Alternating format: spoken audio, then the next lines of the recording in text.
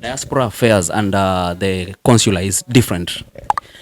Diaspora affairs actually is a department within the Ministry of Foreign and Diaspora Affairs. The embassies are under the Foreign Affairs Department. So nimekuja kureplace passport yangu ili expire last year. A lot of congratulations from last year. People got their passports, others got their IDs, but there are some who have never received their IDs, not their passport. And I came from Federal Way. I was here at 5. There is no big line here. And that process requires you, the photocopies of the documents that you have to be notarized. Tumevolunteer kukuja hapa ndio tusaidie kila mtu. How long does it take to receive the ID back? We are going to ensure that the ID cards will be back within the 1 month. And we are trying to make sure if you come, you don't have to spend the whole day.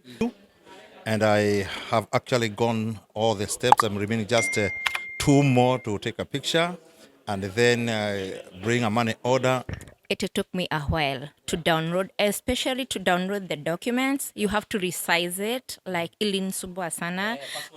Yes, but eventually I succeeded. Everybody is welcome. It's a good process. Asante Mkenya na kwa kazi nzuri ambayo unafanya pia kwa community. We value you so much. Thank you so much Mkenya Marekani.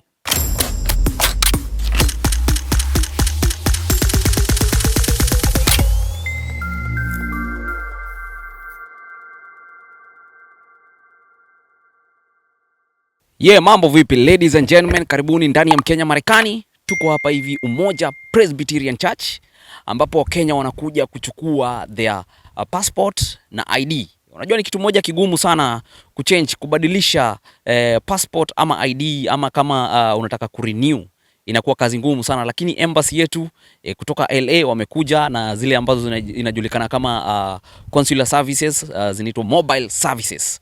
So karibuni hapa nitakuwa na hoji watu wawili watatu hapa hivi tujue vile inakuwa, how it has been, if the process has been easy or hard.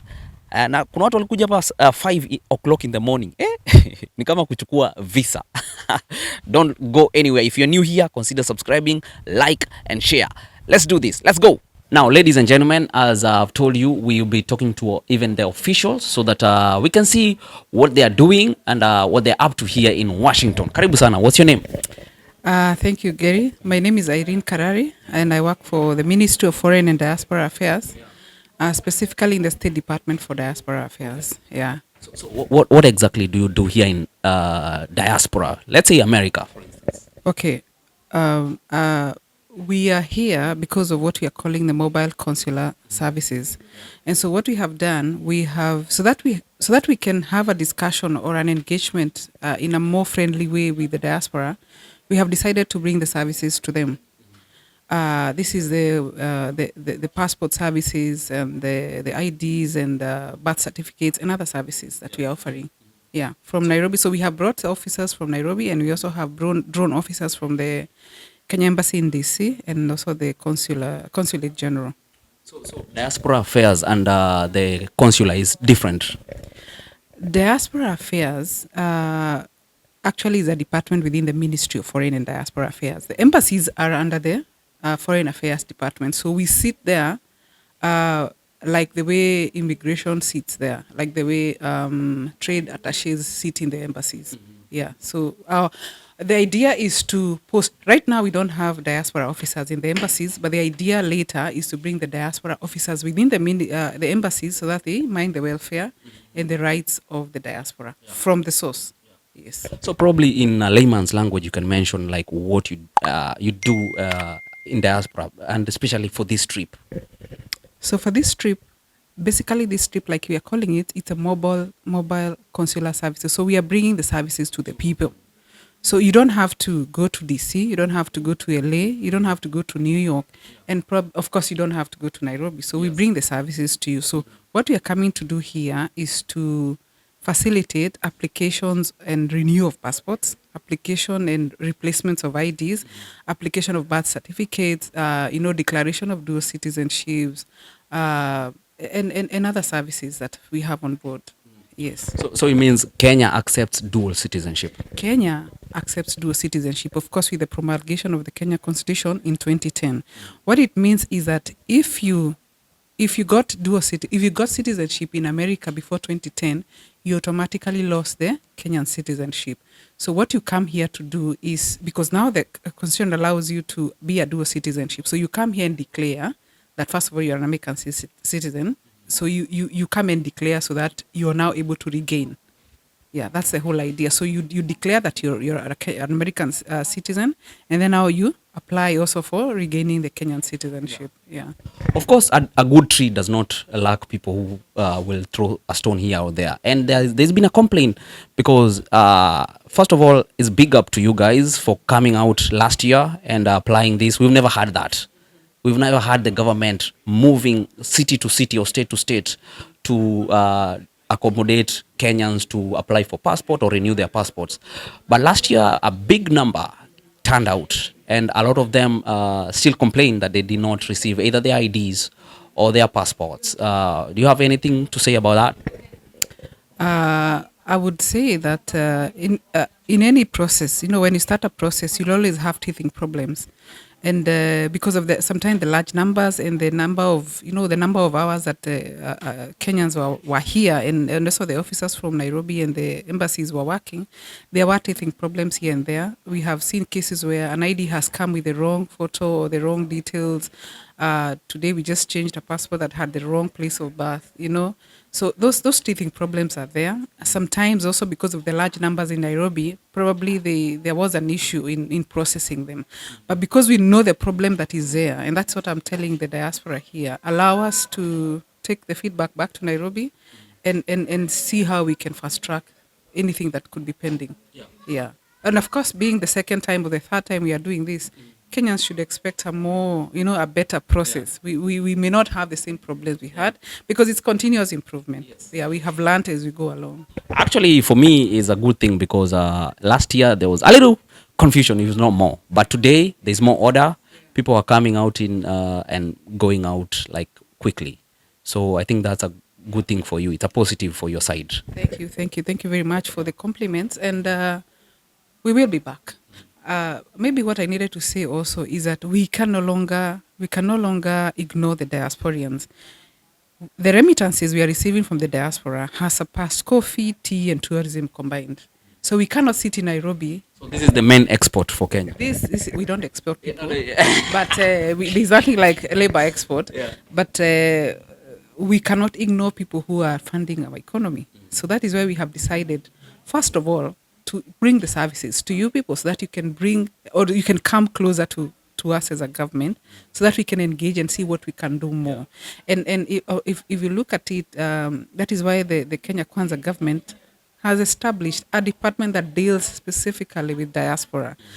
And it's not just the remittances. We also want the diaspora to give back to the community, to give back to their country. People here are experts. So we want your skills back. We want technology back to the country. We want the diaspora to engage us and see how they can give back to the country. Yeah. Wow.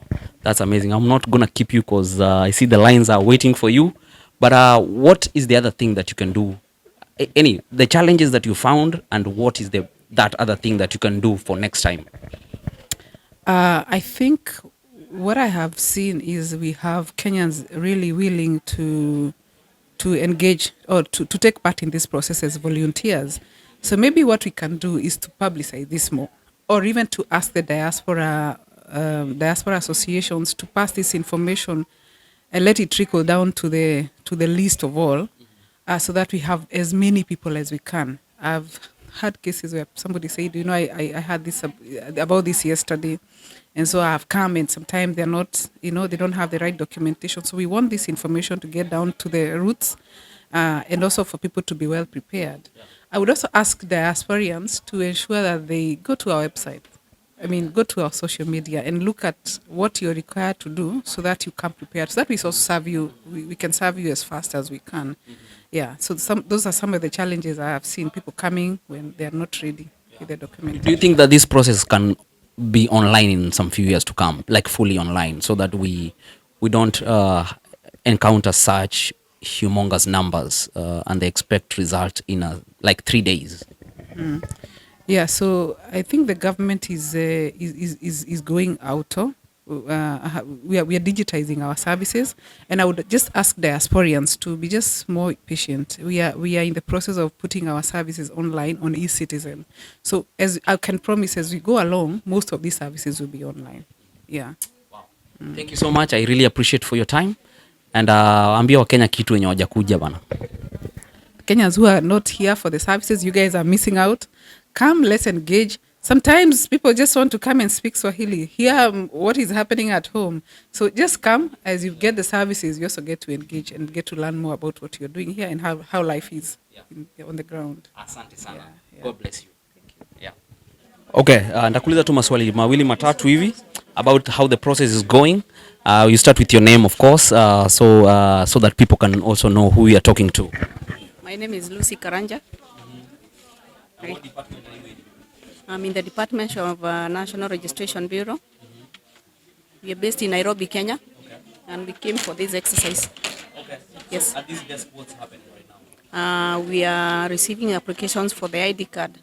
Yes. So are these people who had applied online? ID card? No, yeah. ID card we don't apply online. Okay. Yes. Okay. Yes. That's amazing. So how is the process so far? It's smooth. It's smooth. Yes.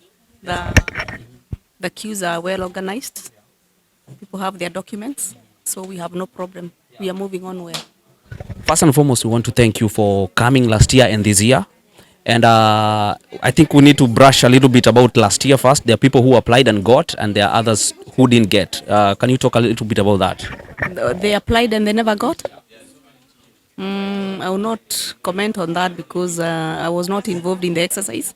We were not able to arrive on time last year, particularly in Seattle. Yes. And how are you planning to do this, like in only 3 days? Will you next time probably plan to come a little more, because there is a huge number of Kenyans here in Washington, more specifically? We are not here for 3 days. We have 4 days this time. We are here up to Friday, and most likely demand will dictate that another program is arranged for next year. I believe the government will be willing to do that. Yes. That's fantastic. What are some of the challenges that you've gone through doing all this exercise? Well, we've been experiencing very long queues. We've been working for long hours. So we would pray that maybe in future we try to manage the queues in advance, so that if we want to do 100 people, we do 100 people in a day. Then the rest of the group can be slotted for the next day. Yes, yes. Does that mean more human power? I think human power is not a problem, but you can do, or you can only do so much. Yes. Probably in that note, you need to thank Kenyans who have come out, left their hours to come and volunteer, because we don't get that. So you can say something about them. We actually want to thank the volunteers, because they are making our work very easy. Yeah, we are managing the queues very well, and they're also helping us to sort, so our work is a bit easy. Yes. Maybe the last question, once you apply the ID, how long, probably when you look at it, how long does it take to receive the ID back? We are going to ensure that the ID cards will be back within the 1 month. Within 1 month, they should be able to get the IDs back. Yes. Unless there are any challenges, maybe you are not able to get the records on time, but the ones that are straightforward, they should be back in a month's time. Yes. And do you have downtimes for your website? Because sometimes it doesn't work like swiftly. Yes, sometimes it happens. Technology has its own challenges. Yes, but we are doing the best we can to address those problems. Thank you so much for your time. God bless you. One more time, your name, please. My name is Lucy Karanja from National Registration Bureau, Nairobi. Thank you so much. God bless you. So, ladies and gentlemen, as I have told you, we are in Mkenyamarekanitv and we're in Moja. Is the day that we are taking, is the first day actually, when we are taking IDs and then passports, renewing, and also new applications. So, and here we have one of the officials. Kindly tell us your name. My name is Moses Omwago. I'm a migration attaché based in Washington, D.C. Okay. How did you find this process, considering you came here last year as well? Yeah, it's there's a lot of improvement from what happened last year. Last year we had many people coming in without documents or having applied for the documents. But this, when you say documents, what does that mean? application documents, for example, if you need a passport, you need to have applied on eCitizen and paid online. So this time we are seeing most of them coming prepared, having applied and paid. Yes. That's fantastic. And I've also seen that the lines are flowing very nicely. Yes, last time we had only one biometric kit, but this time, as you have seen, we have two biometric kits. I have set my biometric kit from DC, and we have a biometric kit from LA. And the ID is also backed up by people from Nairobi. So we have LA staff and people from Nairobi doing ID. So the line is moving pretty fast. Our connection is good. Everything is flowing as it should. Yeah. I want to thank also for the job that you're doing. It's amazing because over many years, we've never seen anything like this. From last year to this year, and now keeping it consistent. Are you planning to keep it like a yearly thing, or? Yes, I think this is is an initiative of Diaspora Department, Directorate of Diaspora Affairs. They are funding this initiative, and they keep doing it regularly now because there's need. I think they realize that there's an unmet need where most Kenyans need to be served where they are, and it saves them a lot of money. Because if they have to go to LA, DC, or New York, because those are the only 3 stations in the US, then they have to use a lot of money to in terms of air ticket and all that. But now, when we come to them where they live, they save the money, they save the time, and that is used as remittances to Kenya. Yeah. Wow, that's absolutely fantastic. So we've had a lot of congratulations from last year. People got their passports, others got their IDs, but there are some who have never received their IDs, not their passport. Any news from your side? Yes, because as you know, most of those that were processed here last year were processed in LA, and our LA officer is here with a bunch of passports that were not collected, and whose addresses of the owners we didn't have. And I've seen here there's a queue of those who are just coming to collect, and they are getting, we have a list printed, and they are getting those services here.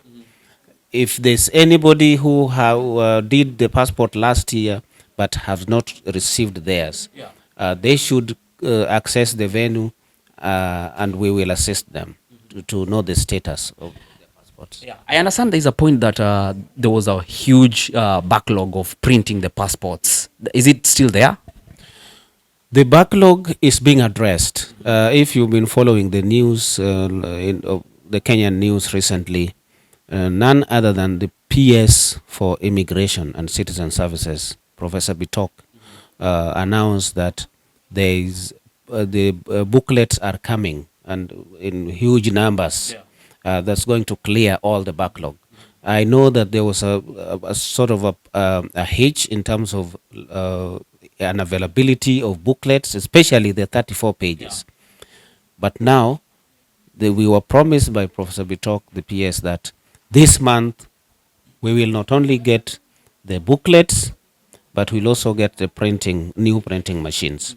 So this backlog will be a thing of the past. Yeah. Do you think they can be able to manage to at least get this printing machine to the US? Because US has like over 120 or something thousand of Kenyans here, and it will help a huge deal for Kenyans here in America.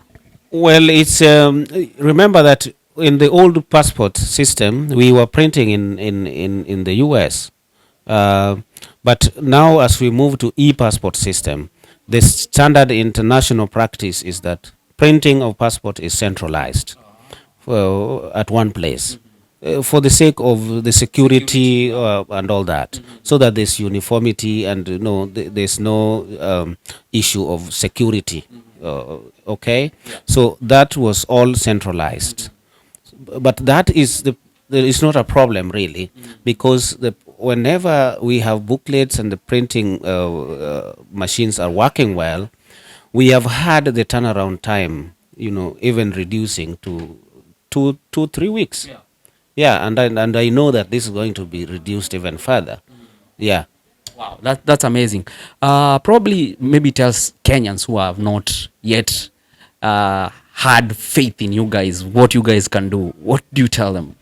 Well, I can only tell them that the things have changed, and if there was some inefficiencies in the past, that is going to be a thing of the past. Things have changed. Things are going to move very smoothly, and the turnaround time is going to shorten. You're going to get your documents at the time that you need them. So you really need to trust us. This government is doing a lot to ease the processes of Kenyans getting their documents. Yeah. I think especially you have a big challenge because we are already in America, so we see how Americans work their offices. Like you go to a driving license, it's there and then. You go to a passport, everything is like on the spot. So is that a huge challenge to be up to par? It's not a challenge. It's something that I know that's where we are going also as a country. We may not be there right now, but as you see now the digitization processes that are going on now, even the new government has introduced a lot of processes online that were not online before. That tells you that is where we are going, where everything is going to be digitized. You don't have to go into an office, and it will shorten the time of processing anything that you need. Yeah. Wow. Thank you so much. How, like Kenyans who have not come for the 4 days, do you tell them there will be another time next year, or absolutely come today? Absolutely. We are still here. This is just the first day. Yeah. We are still here up to Friday. And I just tell them that let them take advantage of the time that we are here, so that they don't have to wait until we are gone. Then they have to go to LA or Washington, D.C. Yeah, they should take advantage of this time we are here. And we are saying that we'll not turn anybody away. We'll listen to you, whether you have any document or not, whichever situation in which you find yourself in. This is your country. This is your country being represented here today, and we are here to serve you. Absolutely. Yeah. Thank you so much. Your name again? Remind them your name again. My name is Moses Omwago, and I come from Washington, D.C., and immigration attaché. Thank you. Thank you very much. Keep watching Kenya Marekani.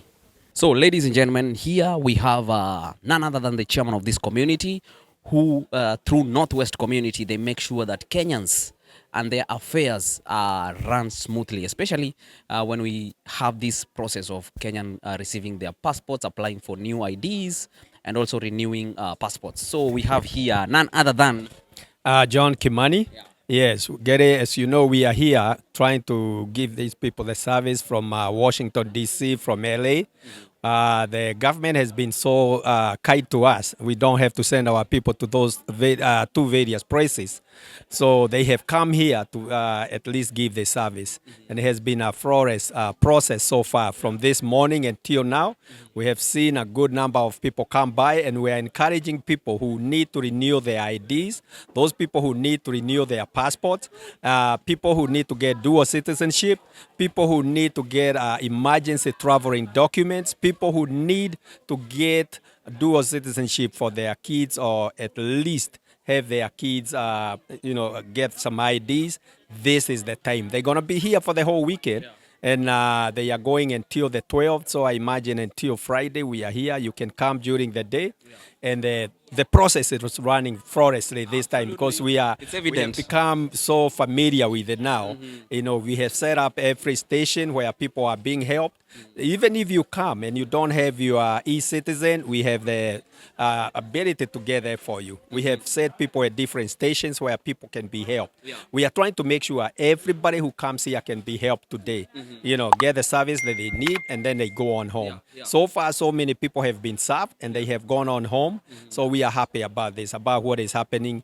And above all, we are happy that the government has come to Tacoma. You know, this is the first time we have been in Tacoma. We have always been in Federal Way, Seattle. This is the first time they are here in Tacoma. So we are at Umoja Church here in Tacoma. So if you are available, avail yourself instead of making a trip to LA or going to Washington D.C. This is the time to get your ID or your passport renewed. Yeah, that's absolutely amazing. Considering last year we saw huge numbers, and this year looks like we don't have a lot of number. It means a lot of Kenyans were already helped. They were helped, and plus this is the very first day. We are expecting to see more people come in. You know, the first day we cannot be sure, but we like last minute. Still, the numbers were good, but we were more organized, and this is why they are the chaos that we had last year. We don't have that because people are more familiar with the process, and we have arranged it in such a way that you can move from one station to the other, and that way you get the service that you need sooner. Yes. Perhaps one thing that, Chairman, I want you to just thank the people, because it's so notable that there's a huge number of volunteers, especially from Umoja Presbyterian Church. Exactly. We have gotten enough volunteers. So what we didn't have last time, this time we have enough volunteers. We have some more coming out tomorrow just to help our people. These are people who have given their time freely. They have just said, I want to come and help. And this is wonderful for our community. That unity that you find in our community is wonderful. The way people come together, the way they come together and help one another. We have seen elderly ladies who couldn't fill out the application. They are being helped. So this is wonderful. Yeah, we should keep the unity because it makes the community much stronger. Yes. So, and I know, I don't know if this is for you to answer, but now we will be having a new ambassador. Yes. Yeah. How do you think the transition will be? Because the power was raised high. The transition with the Northwest together with the government for Kenyans here in Washington. We will still forge a relationship between us and our government because that's why, that's what it is. So whether it's a new personnel coming in the office, I'm very sure we will work the same way we have been doing before. Yes. Obviously, we were more familiar with the personnel, the staff that is leaving. And whoever comes in, they are coming in to serve these communities. It's not just the Northwest, but communities in various places, various states. And we trust that they will do the same. We should have a relationship where they are serving us. And we respect them, we request them to come and bring the services to us because we have so many people that are not always able to travel to DC. It'll take like 2 days to get the ID, renewed. So this is wonderful. And I trust that whoever comes in, we will work out the same way we've been working. Obviously, we'll miss those who are going back home, yes, the ambassador and also the consul general, we will miss them. Yes. What about, probably take 1 minute before we conclude, about maybe removing the doubt of the people who do not come because they see, ile ni ile system ya kawaida kukuja hapa kutafuta passport. Some people are still doubting, will I be helped? Is the process seamless? So maybe talk to them a little bit. With the staff that came in from Washington, D.C. and from LA, we have worked together. We have tried to make sure that everybody will be helped. We hear complaints, but that is always going to be there. But they have a flawless system now because we are more familiar with the system and it's moving much, much faster. If you come here today, you're going to be helped. The chaos that we had last time, we don't have that. So those who make sure they come in tomorrow, day after tomorrow, for the next 3 days, they will get the help they need. Yeah, because this is the time to renew your visa, your passport and the ID. Yeah, this is the time to do that. And we are trying to make sure if you come, you don't have to spend the whole day. So far, is what time? It's about... It's 3 o'clock. We have so many people that have been helped and they went on home. They went on home to their business. So I'm encouraging you, our viewers, if you are there and you know somebody who needs this service, tomorrow is the day to send them in so they can get this service. Otherwise, they'll still have to make a trip to DC. Yes, which is... Choose ye. Yeah, exactly. So come and you'll be helped. We have enough volunteers. The process is working out much, much better than last time.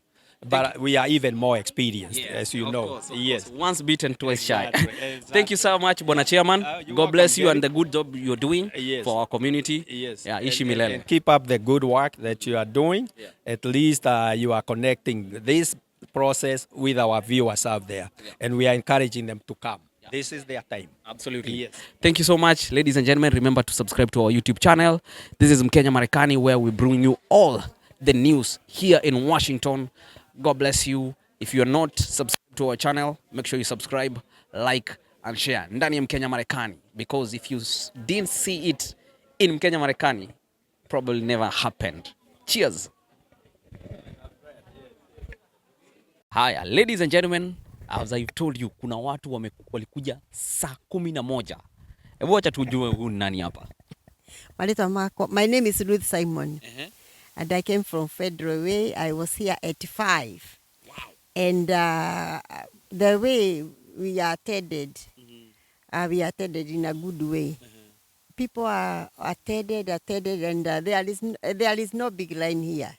So everybody is happy. Zote tunafurahi sana, especially for our government back in Kenya. Kutusaidia na kuleta watu wa kutusaidia tupate passport na IDs. We are very happy about our government. Wow. May God bless our government, bless our Kenya. We love Kenya so much, na tuko pamoja. Ulikuwa unakuja kutafuta nini? Nilikuwa nimekuja kutafuta passport na ID. Na zote sasa nimepata. Niseme nimepata sababu nimejaza. Umeshajaza. So inabaki kutumiwa. Nikutumiwa tu na ninajua itakuja. Wanasema baada ya muda gani?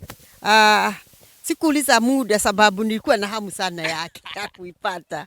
Kwa hivyo sikuuliza muda sababu najua yote iko salama na itakuja. Bas, tunashukuru Mungu. Unaambia wenye hawajakuja nini? Wenye hawajakuja kufanya hii shughuli. Wale sababu labda ya kuogopa. Wale bado hawajakuja, muharakishe mkuje. Mnagojewa, hakuna line hapa. Mambo ni sawa kabisa, ni sawa. Ni shua ni kabisa. Kujeni nyote, msiwe na wasiwasi. Asante sana. Thank you very much. Tunaendelea kuingia pale ndani tuone ni watu wanasaidika namna gani kwa njia haraka upesi. Alafu kama hujakuja tafadhali make your way. Hapa hivi panajulikana kama Umoja Presbyterian Church iko Tacoma. So keep it locked. Thank you.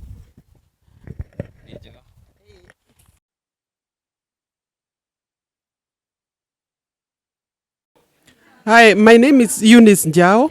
I'm an elder in this church, Umoja Presbyterian Church. Tunaungana na community ya Kenyans to help them in getting IDs, getting passports and dual citizenship, renewing the old passports, getting the new ones. That's what we are doing. We are helping our community. So feel free. We are here for 3 days. That is today, tomorrow, and the day after tomorrow. May God bless you as we continue serving our community. Let my sister say something. Susan. Hi, everyone.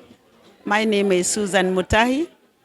Umoja Presbyterian Church Tacoma is my church. I'm glad to be here. We are helping our Kenyan community to get passports, renew their IDs, and any other issue somebody might have. They are getting answers. We are glad to be here, and I would urge the other Kenyans who have not renewed their passports, applied for their IDs, please to use this chance. And I'm here for 3 days, Tuesday, Wednesday, and Thursday. And so everybody is welcome. It's a good process, no corruption zone, and we are doing the best we can to help our fellow Kenyans.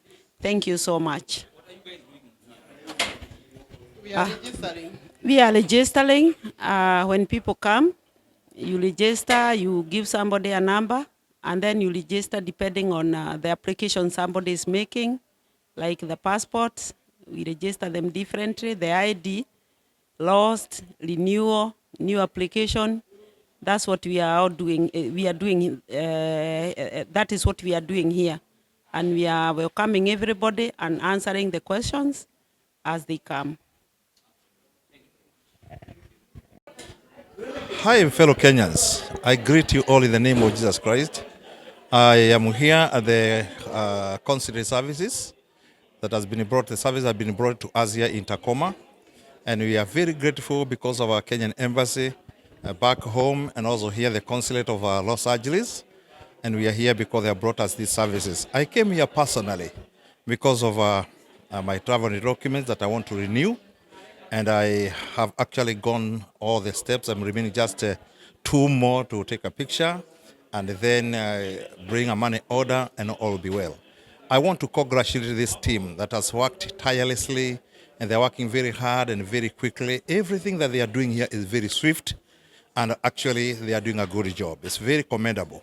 I ask Kenyans who are here in Tacoma, those who are in Seattle and in this region and even afar, those who have documents that have expired or those who want new registration, please come quickly because we have people here who can help you very promptly. May God bless you and long live Kenya. God bless. Jina ni James Stanley Kimani na tuko hapa katika Umoja Presbyterian.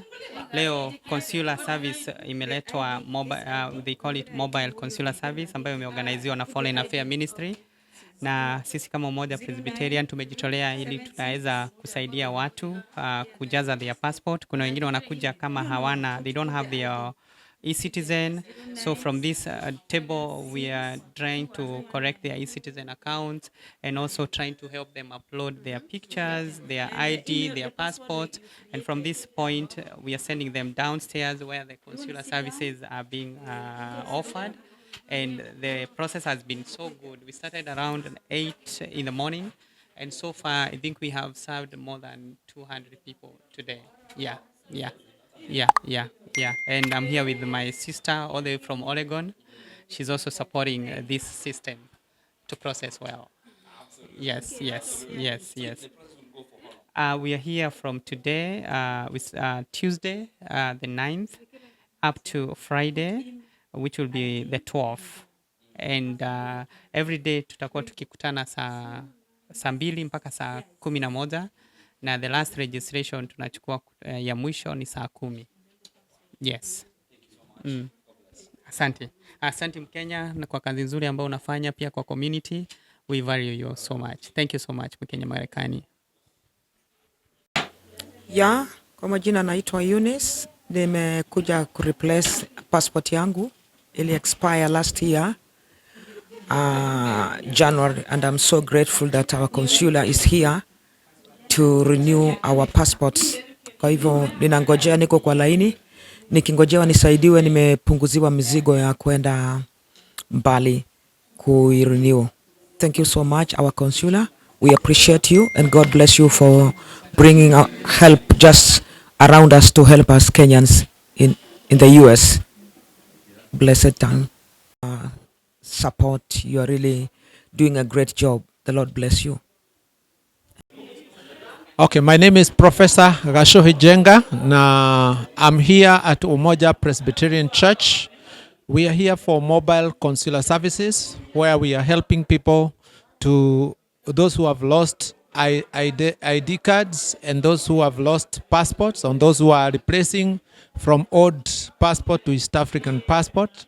And that process requires you, the photocopies of the documents that you have to be notarized. E.g., you need your ID card, Kenyan ID notarized. You need your birth certificate card notarized.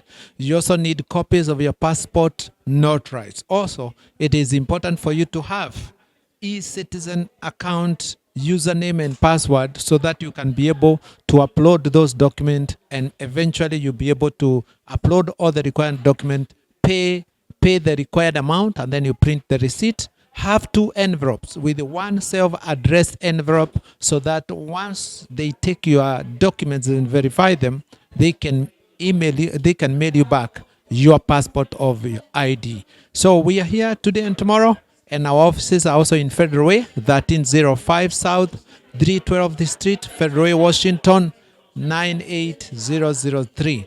Asante sana Mkenyamarekani for the good job. Asante sana. Sawa, ladies and gentlemen, na katika hali ya kuchukua passport na ID, lazima unapitia hapa unakula mandazi. Na tuko na nani? Mpishi Njorua. Sipiz. Mwambie wajasikia vijina vizuri. Oh, pole. Zippy Cynthia. Hapo hiyo ndo majina yake ya TikTok. Ya TikTok ni Sugar Pie Empress. Sugar kama yenye kwa mandazi. So what are you doing here today? Okay, today we are selling mandazis, samosa, sausages. We have sodas, we have chips, we have tea, we have strong tea, we have coffee, everything. We. Na hiyo kwa sababu hiyo mambo lazima nionje mandazi nisikie zipi amepikaje mandazi. So, how is the process so far? Watu wamekam sana? Sana watu wamekuja sana, and as you can see over there, watu they are patiently waiting. Yeah, na process inaenda vizuri sana. Most of the people wamesema imeenda smooth compared to the last time they were doing this. Yeah. Wewe umesaidika ama wewe ni makanga wa basi? Twende. Hapana, mimi nilisaidikia huko DC. No, nilienda DC mimi. Oh, ulienda DC? How was the process by the way kwenda DC? It was so smooth and I enjoyed the city. Yeah. Na mkapewa chai kule? Tulipewa chai, tulipewa chakula. I ate at ile restaurant ya Kenyan Swahili dishes. Nilikula huko lunch and dinner. And I went back home with my passport. I mean, complete.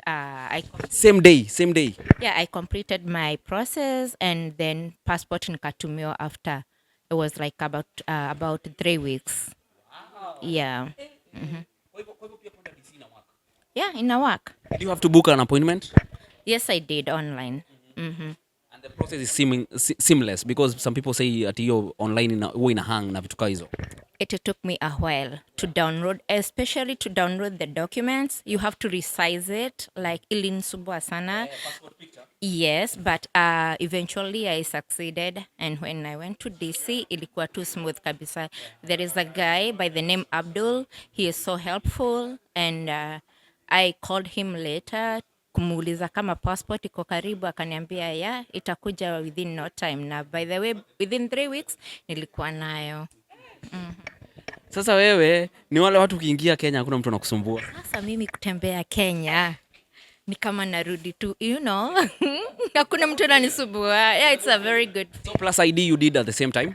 Yeah, mpaka ID I did the same time, but ID will take long. Yeah, cause hata nilirudi nikawatumia barua and email kuambia ID yangu bado, wakaniambia ita take longer. It took about more than 6 months. Yeah. Na ulivyo kuchukua zile sijui police abstract na vitu kama hizo? Ama how was the process like to apply? No, I did not do that. Like police abstract, no. I just downloaded my documents, the required documents online, nika download, nikaenda nazo, nikalipa. I think I paid $50 for the passport. ID, I think the same. So passport how many pages? Yangu nililipa ya 32. Yes. Unataka kwenda Kenya sana?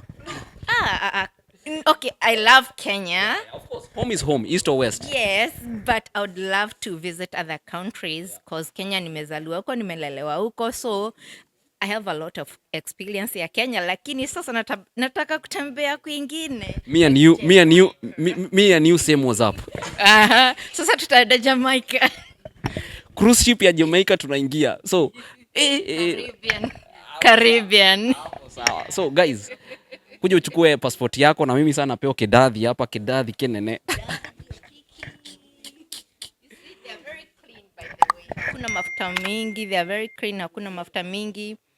Hakuna ile manyama ya ndani, like kama wewe utaki starch mingi ya. Kama mimi sipendi starch mingi, kidogo tu. So this is good. Yeah, kale kaubali. Sasa wale watu wanasema America tupatangi Kenyan food.